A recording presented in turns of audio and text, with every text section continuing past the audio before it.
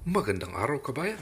May napansin ako dito sa kampanya ng Alyansa ng Bagong Pilipinas sa Negros. Si President Ferdinand Marcos Jr. naging palaban at energetic. Panoorin po natin. Salamat.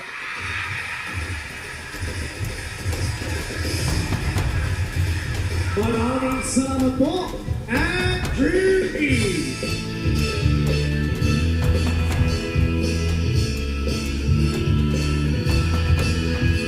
Pangulo ng Republika ng Pilipinas, His Excellency Ferdinand Romualdez Marcos Jr.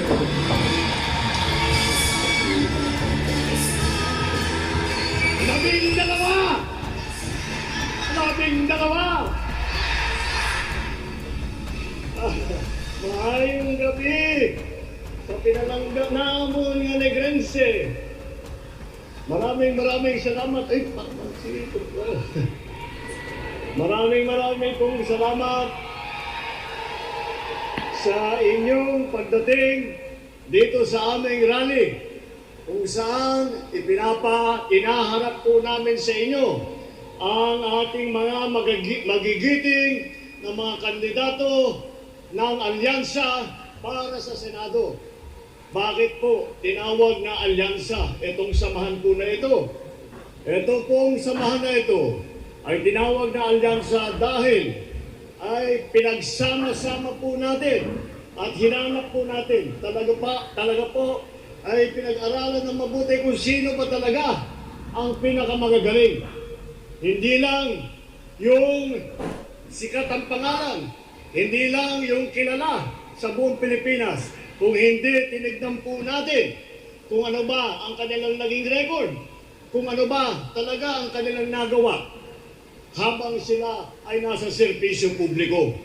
Dahil po naman may pagmamalaki natin, lahat po nandito na kandidato ng alyansa ay ang buong buhay nila ay binigay na nila para sa serbisyo ng publiko, para tulungan ang ating mga kababayan, para pagandahin ang ating minamahal na Pilipinas. Narinig nyo na po ang kanilang mga karanasan at narinig nyo na po ang kanilang ninanais na gawin, ano na yung kanilang nagawa, at nakikita maliwanag naman po lahat po ng kanilang pinaplano. Lahat po ng kanilang ginawa sa nakaraan ay para tulungan ang taong bayan. Ginawa po nila yan dahil ito pong mga kandidato ay sila po ay ang pinakamalalaki ang puso na nagmamahal sa mga kapwa nilang Pilipino.